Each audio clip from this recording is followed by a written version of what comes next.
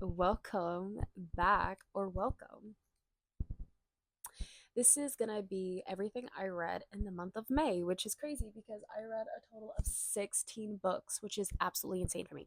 Also, I got a new microphone, so please bear with me. I don't know if it's gonna be any good. It was also like $3 off of the TikTok shop, but my street is just so busy, so that means I would never be able to record in the summertime. Hopefully, this does something to help that.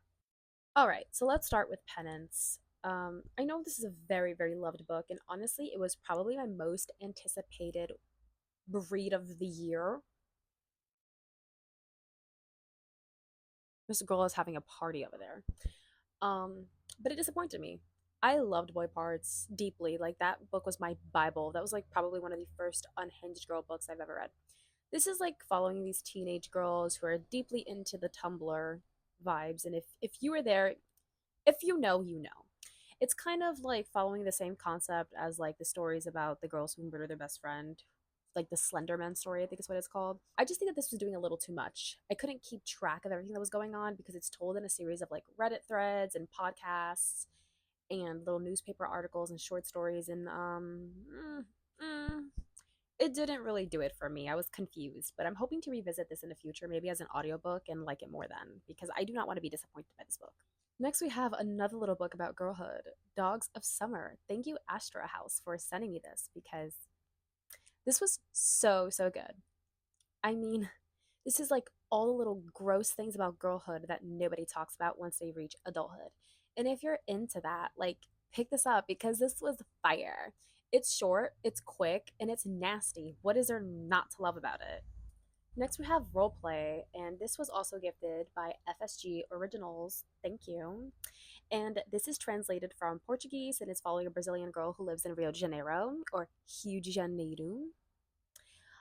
Everybody hates it when I don't say it right because I'm Brazilian and I lived there. So I like this a lot more now than when I first read it. I think I let it sit and I digested it, and now I like it a lot better.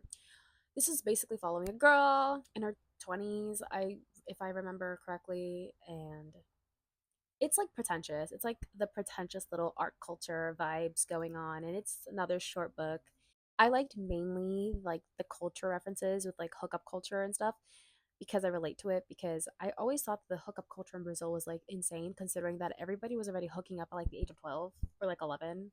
And this just dives into like the huge sexuality part about Brazilians, which I really, really adored. All right. Now, on a lighter note, we have Love Lies and Cherry Pie. This was so, so cute. This was also gifted by Atria. Thank you. This was really fun. This is following our main character, Emily, and Emily's mom thinks that she's too old and it's time for her to get married. So she sets her up with this guy. And Emily at first is kind of hesitant because she's like, he's just not my type. But they decide to pretend to date to please the mother. And we all know what's going to happen. It's the fake dating trope. But it ate. It ate. The fake date. I think the fake dating trope is just gonna eat every time, and I'm not disappointed about it. Next, we have Love Theoretically, another fake dating trope. I think it's my favorite trope. This is probably by far Allie Hazelwood's best book. Like, it ate. I'm sorry, but she just knows how to write romance. And Jack Smith, to me personally, is the ultimate book boyfriend. I absolutely loved this book. It's probably one of my favorites by her.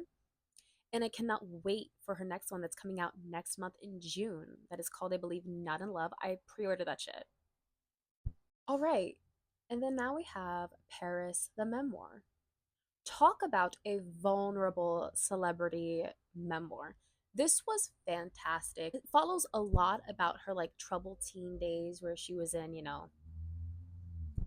the school, the boarding school for bad kids. This is beautiful, and Paris is absolutely a strong businesswoman. We stand Paris. She's fantastic. And honestly, if you have not read it, what are you doing? Like, I went crazy just to get the signed edition of this book. I think I visited like four different Barnes and Noble, and it eats. And Paris will always eat. All right. So next, we have The Bell Jar by Sylvia Plath. And although I will say I was a huge Sylvia Plath fan. High school, I loved her poetry, which is funny because I'm not huge on poetry, but I don't know. Like, I understand the problem that people have with like the racist remarks and fat phobia, but it's also very much of the time. So of course it's going to somehow reflect in her books. This is sad. Yes, it's a sad girl book, but I don't know. To me, it was just boring. I think she should have stuck to poetry. I don't. This was kind of boring to me. I was really bored. I was really disappointed because this was also a book that I was like anticipating it. I also like didn't want to read it for the longest time, so I was scared of being disappointed, and I was correct. I should have waited longer. Next, we have Evil Eye, which I read for the book club that I'm in. This was the book club pick. My boyfriend won this on a giveaway. Um, this was so good. So good. This is following a Palestinian woman who reached a stagnant point in her marriage, and it's kind of following like trauma, generational trauma, and expectations that women have, especially in this type of culture. And it's also following the idea that she is American and nobody like treats her as such. Like, she was born in Brooklyn, yet there's still like these microaggressions towards her. I think this was so good. I know that at some points it could be corny because it just feels like we're hearing the same thing over and over again. But you know what? If it's reality, then it should be told over and over until something is changed about it. So I'm also not typical on reading books about marriage.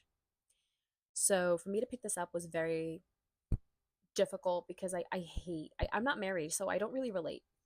But this was really, really good. I am so happy that my book club chose this by forcing me to read this book because it was stunning. And now I open my palette to a bunch of new books that I would have otherwise not picked up. Okay, next we have Thirst. This was also gifted to me by Dutton. I did request it though, but thank you for sending it to me anyway.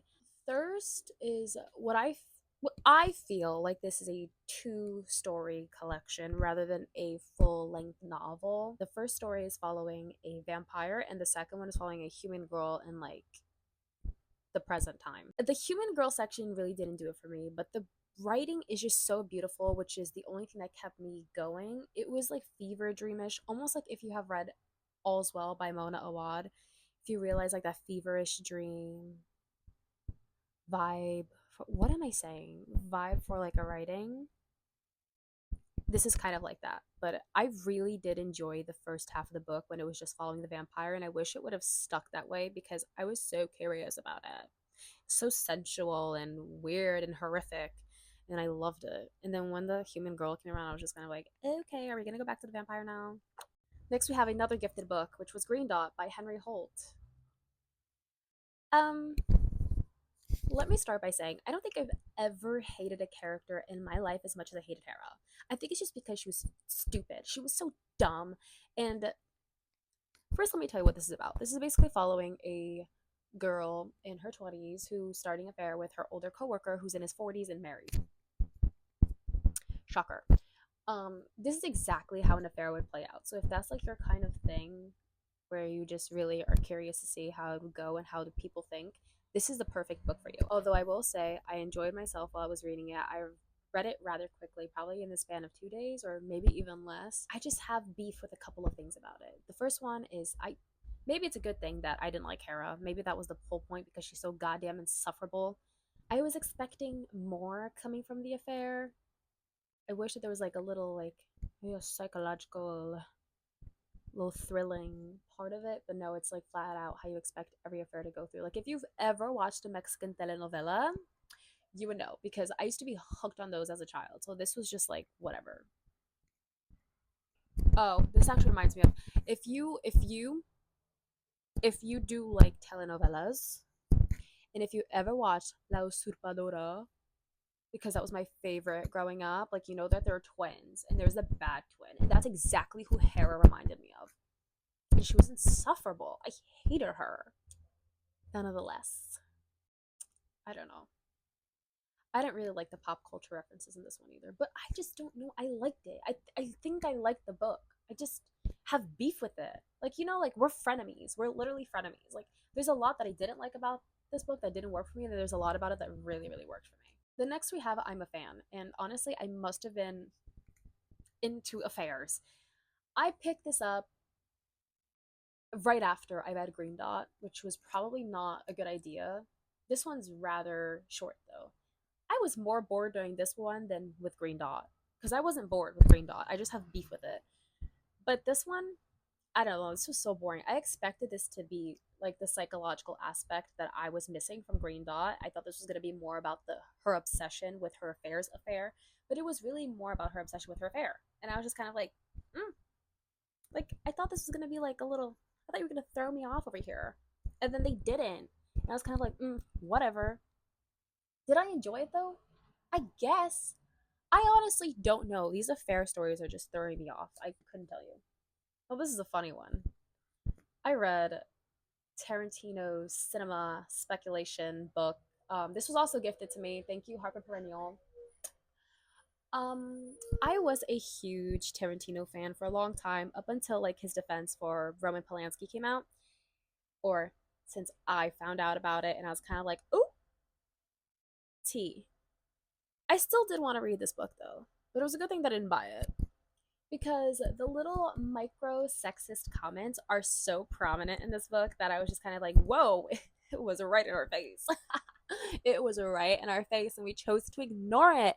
Tarantino, don't piss me off like that.